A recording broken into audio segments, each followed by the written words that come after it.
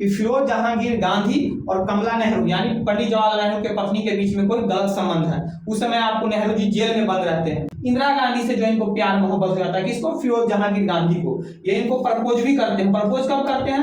जब इंदिरा गांधी की उम्र 16 साल की रहती है और ये फिरोज गांधी की उम्र मात्र 21 साल की रहती है। तो ये इनको प्रपोज करते हैं कि हम आपसे प्यार करते हैं। तो राहुल गांधी के दादा और दादी, दादा हो गए आपको पारसी, दादी हो गई हिंदू, फिर इनके पिता हो गए पारसी, इनकी जो है मम्मी हो गई आपको इस क्रिश्चियन। तो ये मिक्सचर है, सबका मिक्सचर है। बात समझ गए? बहुत सारे लोगों का मानना है कि राहुल गांधी एक मुसलमान है, क्योंकि जो राहुल गांधी के दादा यानी इंदिरा गांधी के पति का नाम फिरोज जहांगीर था और ये नाम सुनने में एक मुस्लिम नाम जैसा लगता है, इसलिए भारत के बहुत सारे लोगों का मानना है कि राहुल गांधी एक मुसलमान है। तो आज हम समझते हैं क्या राहुल गांधी रियल में मुसलमान थे या सिर्फ लोगों के बीच में ये मिथ है। देखिए, आज से लगभग 1200 साल पहले फारस यानी वर्तमान के ईरान में जब मुस्लिम आक्रमणकारी यहाँ के पारसियों का दमन कर रहे थे, यहाँ के पारसियों का जबरन धर्म परिवर्तन करवा रहे थे, तो ईरान के पारसी अपनी संस्कृति अपने धर्म को बचाने के चक्कर में भारत में शरण लेने आते हैं, भारत में जो है बसते हैं। आज से लगभग 1200 साल पहले इसी जो है आपको पारसी में से एक पारसी का नाम था जहांगीर फरदून गांधी। ये गांधी नहीं है, ये है गांधी। इनका नाम टाइटल क्या था? गांधी। ये जहांगीर फरदून गांधी ये गुजरात में आकर बसते हैं। यहाँ के ये पारसी थे, लेकिन ये इंजीनियर बनते हैं। इंजीनियर बन के ये जो है महाराष्ट्र में आते हैं। महाराष्ट्र में अपनी रोजी रोटी के चक्कर में इंजीनियर महाराष्ट्र में आते हैं। महाराष्ट्र में जहांगीर फरदून गांधी का एक बेटा होता है, उनका नाम है फिरोज जहांगीर गांधी। गांधी नहीं, गांधी, गांधी, फिरोज जहांगीर गांधी। लेकिन फिरोज जहांगीर गांधी जब बहुत ही कम उम्र के रहते हैं, लगभग 16-17 साल के रहते हैं, तो इनके पिता यानी जहांगीर फरदून गांधी का मौत हो जाता है, ये मर जाते हैं। उसके बाद फिरोज जहांगीर गांधी अपनी माता के साथ अपनी मौसी के पास इलाहाबाद में आ जाते हैं, यानी प्रयागराज में यहीं पर आकर पढ़ाई लिखाई करने लगते हैं, प्रयागराज में आकर। इसी बीच 1930 ईस्वी में महात्मा गांधी ने पूरे भारत में सविनय अवज्ञा आंदोलन छेड़ रखा था। सविनय अवज्ञा आंदोलन कहने का मतलब ये हो गया कि महात्मा गांधी ने अंग्रेजों से अपनी 11 सूत्री मांगों को रखा था, लेकिन अंग्रेजों ने महात्मा गांधी के 11 सूत्री मांगों पर कुछ खास रिस्पॉन्स नहीं दिया था, जिसके बाद महात्मा गांधी ने पूरे भारत में सविनय अवज्ञा आंदोलन की शुरुआत किया था और ज्यादा से ज्यादा लोगों को अपील किया था कि सविनय अवज्ञा आंदोलन में भाग ले। तो इसी सविनय अवज्ञा आंदोलन में भाग लेने के लिए पंडित जवाहरलाल नेहरू की पत्नी कमला नेहरू, ये पंडित जवाहरलाल नेहरू की पत्नी हो गई कमला नेहरू। ये कमला नेहरू भी जो है इलाहाबाद से सविनय अवज्ञा आंदोलन में भाग लेने के लिए इलाहाबाद में एक कॉलेज था, उसका नाम था एविंग कॉलेज। उस एविंग कॉलेज में अंग्रेजों के खिलाफ धरना प्रदर्शन देती है। लेकिन क्या होता है कि कमला नेहरू का उस समय तबीयत खराब रहता है और गर्मी का मौसम रहता है। जब ये एविंग कॉलेज में धरना प्रदर्शन दे रही थी तो उसी समय इनको चक्कर आ जाता है, चक्कर खाकर ये बेहोश जाती है। और जब ये धरना प्रदर्शन एविंग कॉलेज में अपना भाषण दे रही थी, उसी समय ये लड़का फिरोज जहांगीर गांधी जो मुंबई से आपको इलाहाबाद में पढ़ाई करने के लिए आया है, ये एविंग कॉलेज के आपको बाउंड्री पर खड़ा होकर कमला नेहरू के भाषण को सुन रहा था।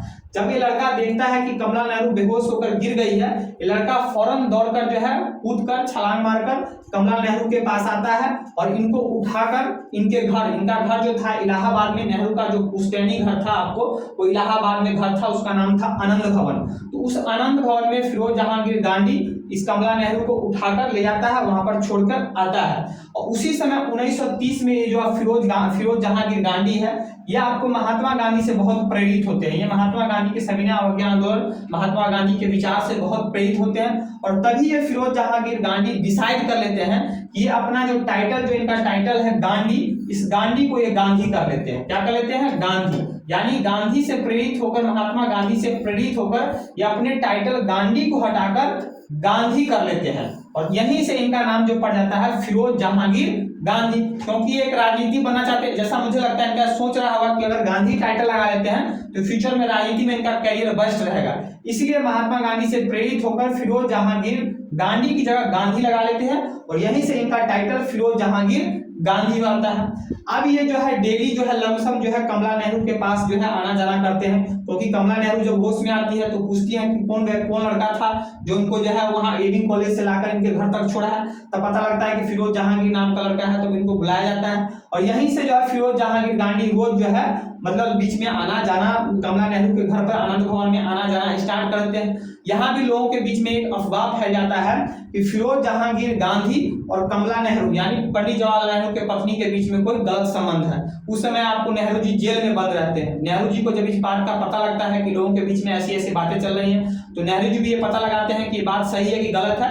तो नेहरू जी को पता लगता है कि नहीं नहीं, ये सिर्फ जो है बात गलत है। यानी फिरोज जहांगीर गांधी और कमला नेहरू के बीच में कोई ऐसा संबंध, गलत संबंध नहीं रहता है, बल्कि फिरोज जहांगीर गांधी का संबंध जो है इनकी बेटी जो थी इंदिरा गांधी, जो इंदिरा गांधी का नाम है इंदिरा प्रियदर्शनी, ये आपको इंदिरा प्रियदर्शनी यहाँ पर दिखाई दे रही है। इंदिरा गांधी से जो इनको प्यार मोहब्बत हो जाता है, किसको? फिरोज जहांगीर गांधी को। ये इनको प्रपोज भी करते हैं। प्रपोज कब करते हैं? जब इंदिरा गांधी की उम्र 16 साल की रहती है और ये फिरोज गांधी की उम्र मात्र 21 साल की रहती है। तो ये इनको प्रपोज करते हैं कि हम आपसे प्यार करते हैं, लेकिन इनके प्रपोजल को जो है एक्सेप्ट नहीं किया जाता है। किनके द्वारा?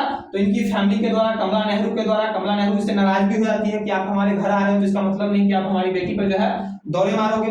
कमला नेहरू नाराज होती है, इनके प्रपोजल को एक्सेप्ट नहीं किया जाता है। उसके बाद जो है आपको इंदिरा गांधी जो है पढ़ाई करने के लिए, हायर स्टडी करने के लिए जो है यहाँ से भारत छोड़कर इंग्लैंड में जो है ऑक्सफोर्ड यूनिवर्सिटी में चली जाती है पढ़ाई करने के लिए। और इधर साथ में जो आपको फिरोज गांधी है, ये फिरोज गांधी भी जो है पढ़ाई करने के लिए जो है आपको लंदन के लंदन स्कूल ऑफ इकोनॉमिक्स में चले जाते हैं। यानी दोनों जो है भारत को छोड़कर इंग्लैंड चले जाते हैं पढ़ाई करने के लिए। यहाँ दोनों का प्यार जो है मोहब्बत, इंग्लैंड में प्यार मोहब्बत जो है और बढ़ जाता है, और दोनों में जो यहाँ पर नजदीकियां इंग्लैंड में बढ़ जाती है। दोनों में जो है प्यार मोहब्बत बढ़ जाता है। अब यहाँ दोनों डिसाइड कर लेते हैं इंग्लैंड में कि हम लोग जो है शादी करेंगे। शादी करने के लिए दोनों जो है भारत आते हैं, और भारत में आकर जो है 26 मार्च 1942 ईस्वी को जो है इलाहाबाद के आनंद भवन में दोनों जो है हिंदू रीति रिवाज से शादी कर लेते हैं। हिंदू रीति रिवाज से, बात समझ रहे हैं? यहाँ कई लोग मानते हैं कि लोग जो है इस्लाम धर्म को कबूल किया था इंदिरा गांधी, तो ऐसा कुछ नहीं है।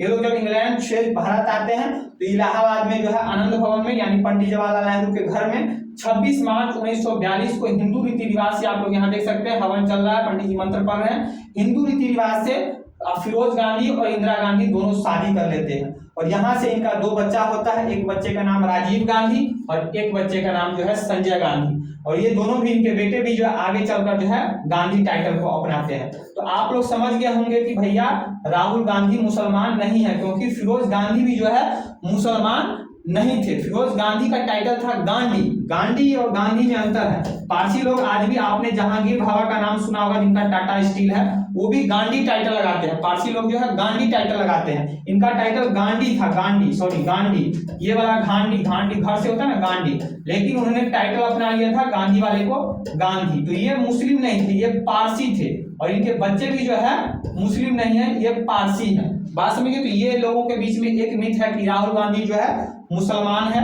क्योंकि इनके पूर्वज जो है, इनके जो है आपको जो दादा थे आपको एक मुसलमान थे। तो फिरोज गांधी मुसलमान नहीं थे, एक पारसी थे। लेकिन फिर कई लोग ये भी प्रश्न उठाते हैं कि जब फिरोज गांधी आपको मुस्लिम नहीं थे तो इनका कब्र क्यों है? क्योंकि इलाहाबाद में इनका कब्र भी है। ये जो कब्र आपको दिखाई दे रहा होगा, ये फिरोज गांधी का कब्र है। यहाँ पर आप देख सकते हैं फिरोज जहांगीर गांधी, बोर्न 12/9/1912, डाइड 8/9/1960। तो ये कई लोग प्रश्न ये उठाते हैं कि जब फिरोज गांधी मुसलमान नहीं थे, मुस्लिम नहीं थे, तो इनका कब्र क्यों है? कब्र इसलिए, आप इस बात को समझिए। फिरोज गांधी का जो है बहुत ही कम उम्र में, जब 48 साल के रहते हैं तभी इनका मृत्यु हो जाता है। मृत्यु कैसे होता है? इनको जो है हार्ट का बीमारी होता है, इनको दिल का दौरा पड़ता है, और दिल का दौरा पड़ने के कारण दिल्ली में जो है आपको 8 सितंबर 1960 ईस्वी को इनका मौत हो जाता है। मौत होने के बाद जो इनका दाह संस्कार भी होता है वो भी हिंदू रीति रिवाज में होता है। जो क्योंकि जब 8 सितंबर 1960 को इनका मृत्यु होता है, तो मृत्यु होने से पहले जो है ये कहे जाते हैं कि जब भी मैं कभी मरूं तो मेरा जो अंतिम संस्कार है वो हिंदू रीति रिवाज में किया जाए। क्योंकि ये कहते थे कि जो पारसी में जो आपको दाह संस्कार किया जाता है, उसमें या तो लाश को आपको खुले आसमान के नीचे छोड़ दिया जाता है, जहां पक्षी आके जो है उसको नोच के खाते हैं, या फिर लाश को कब्र के नीचे जो है ढक दिया जाता है। ये कहते थे कि पारसी के रीति रिवाज से इनको अपना दाह संस्कार नहीं करना, ये चाहते थे कि हिंदू रीति रिवाज से इनका अंतिम संस्कार हो। जब 8 सितंबर 1960 ईस्वी में 48 साल की उम्र में जब ये मर जाते हैं, तो इनका अंतिम संस्कार जो है हिंदू रीति रिवाज से जो है दिल्ली के आपको शमशान घाट, निगम बोध घाट में इनका अंतिम संस्कार किया जाता है। और राजीव गांधी इनको जो है अग्नि भी देते हैं। हिंदू रीति रिवाज में जो है बेटा जो अपने बाप को अग्नि देता है, तो राजीव गांधी इनको अग्नि देते हैं, और इनका अंतिम संस्कार हिंदू रीति रिवाज से किया जाता है। लेकिन बाद में इनकी अस्थियों को उठाकर कुछ जो है आपको प्रयागराज में ले आया जाता है, यानी इलाहाबाद में ले आया जाता है, वहाँ के संगम में जो है डाला जाता है, और कुछ जो इनका जो अस्थियां बचता है उसको इलाहाबाद में ही आपको कब्रिस्तान में जो है उसको दफना दिया जाता है, जहां पर इनका कब्र है। तो आपको पारसी धर्म में भी जो है एक रीति रिवाज है, आपको लाश को दफनाया जाता है, इसलिए इनका आज कब्र भी है। तो ऐसा मत समझिए कि इनका कब्र है तो ये मुस्लिम है। तो ऐसा इसलिए मैंने बताया क्योंकि बहुत सारे बच्चे ये मानते हैं कि इनका कब्र है तो ये मुस्लिम है। पारसी रीति रिवाज में जो है पारसी हो गया, ईसाई हो गया, चाहे आपको इस्लाम हो गया, इनका बहुत सारा चीज जो है एक जैसा मिलता है। तो रिलीजियस बात होगी उसकी हम बात नहीं करेंगे। तो आई होप आप लोग समझ गए होंगे कि आपको राहुल गांधी मुसलमान नहीं है, क्योंकि इनके पूर्वज यानी इनके जो दादा थे वो आपको जो है एक मुस्लिम नहीं थे, एक पारसी थे।